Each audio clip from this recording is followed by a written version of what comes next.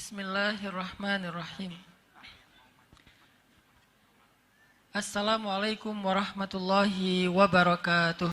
Tapi apa yang menjadikan perempuan lebih tangguh daripada laki-laki? Kuat cintanya. Cintanya sangat besar. Sehingga ketika kita bicara tentang keluarga yang penuh cinta, maka orang yang pertama yang harus kita ajak bicara itu adalah perempuan. Sehingga kalau misalnya kita mau bicara tentang rumah tangga yang penuh rasa cinta, maka orang yang paling mampu membangun rumah tangga seperti itu adalah perempuan. Orang yang paling mampu mewujudkan rumah tangga yang penuh cinta itu nomor satu adalah perempuan.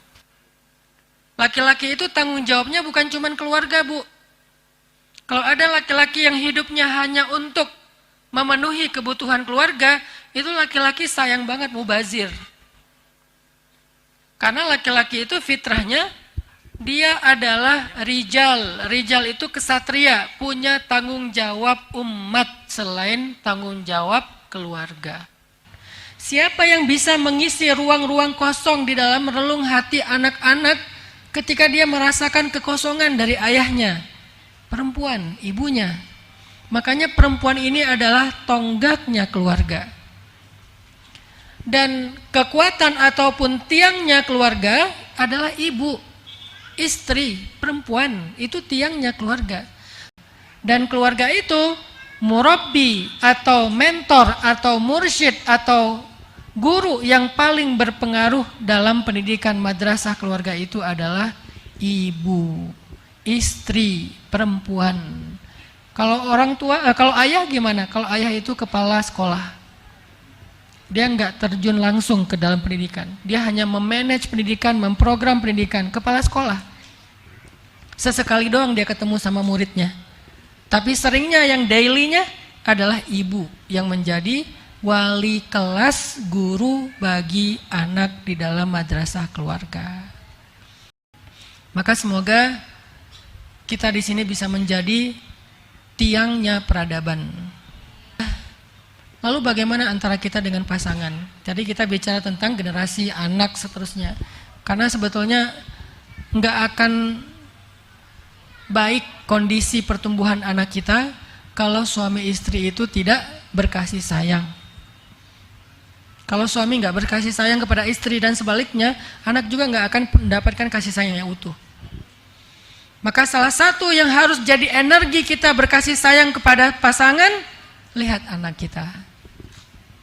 Yang membuat kita tegar dan sabar ketika ada masalah dengan pasangan, lihat anak kita.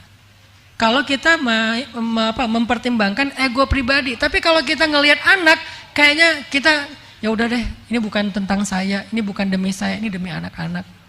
Lebih sabar, lebih tangguh, lebih tabah demi anak-anak, demi anak-anak. Nanti aja kalau saya mau benar-benar udah nggak kuat lagi, tunggu anak-anak gede.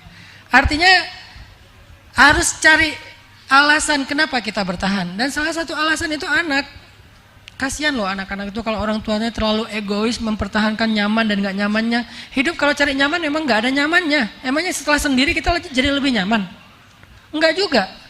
Tapi minimal kita nggak disakiti ustadz. Nggak disakiti oleh dia, disakiti oleh yang lain. Atau minimal disakiti oleh keadaan di mana kita semakin sulit karena sendiri. Bertahan deh, usahakan bertahan. Kecuali benar-benar udah nggak bisa lagi. Itu udah benar-benar nggak ada alasan lagi untuk kita bertahan. Tapi kalau masih bisa bertahan. Dan jangan berputus asa terhadap keajaiban. Bisa aja dia berubah kok. Bukankah hati manusia itu Allah yang bolak-balikan? Berarti tirakatnya kuatin lagi, puasanya kencengin lagi, tahajudnya kencengin lagi, berangkat umroh. Maka siapa kita untuk menyerah kepada istri kita? Fikirkan anak. Bertahan sekuat tenaga. Kalau kita nggak lagi bisa ngelihat dia, lihatlah anak. Setiap lihat dia sebel, setiap lihat dia sakit hati, setiap lihat dia marah, setiap lihat dia kecewa, setiap dia teringat lagi pengkhianatan, kebayang semua kejahatannya. Jangan lihat.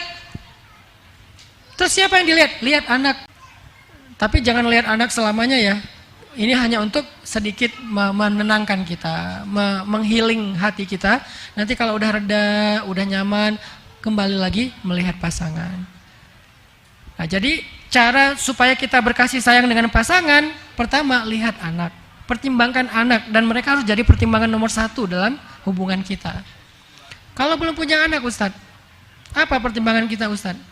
Bagaimana kita berkasih sayang dengan pasangan, Ustadz? Berkasih sayanglah dengan fondasi iman, bukan emosi. Karena cinta bisa spiritnya iman, bisa spiritnya perasaan. Cinta itu kan sebuah perasaan ya.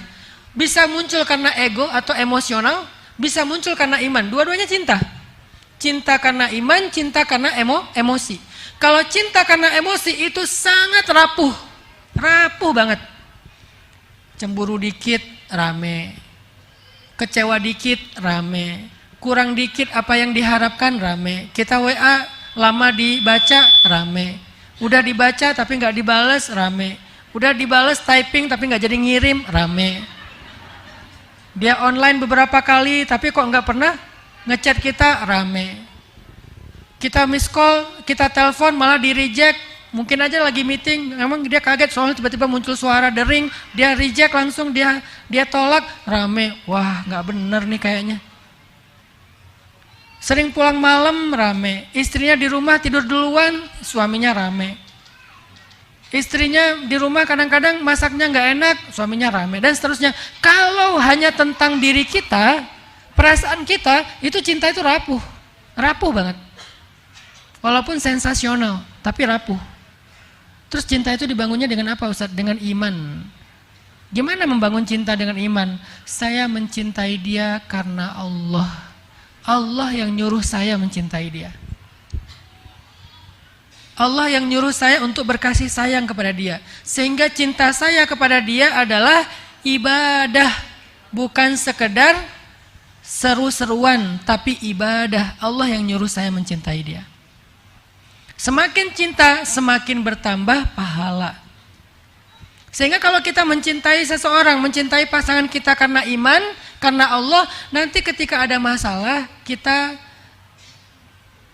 yang kita pegang itu Allah, bukan orangnya. Ketika ada masalah, kita kembalinya kepada Allah.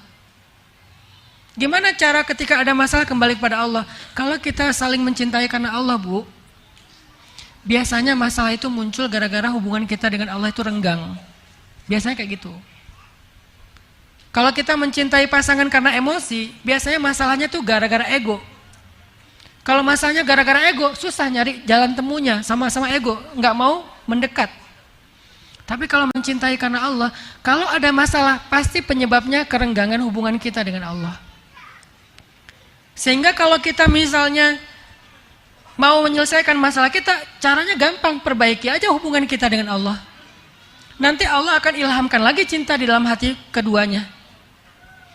Ada hadis, man aslaha ma bainahu wa bainallah aslahallah ma bainahu wa bainan nas. Siapa yang memperbaiki hubungan antara dia dengan Allah, Allah perbaiki hubungan antara dia dengan manusia. Manusia ini pasangan dimulainya. Sehingga kalau kita punya masalah dengan seseorang, dengan pasangan, hal pertama yang kita lakukan adalah perbaiki dulu hubungan kita dengan Allah. Nanti Allah yang akan perbaiki hubungan kita dengan pasangan. Kalau cinta dan hubungan kita dibangun atas iman. Dibangun atas iman. Gimana dibangun atas iman? Kalau kita lagi romantis, ajak ngaji bareng. Ajak taklim bareng. Ajak sholat sunnah bareng. Saling ingatin tentang zikir. Itu romantisnya kita itu dalam ketaatan. Sehingga ketika misalnya dia semakin dekat sama Allah, semakin yakin sama Allah, semakin berpihak dan bergantung sama Allah, ketika ada masalah, Allah yang akan beresin hubungan kita. Surat At-Talaq. Kalau bahasa anak muda, surat diputusin. Surat At-Talaq. Kenapa kok ada surat cerai dalam Al-Quran? Saking Allah terlibat pengen supaya kita nggak cerai.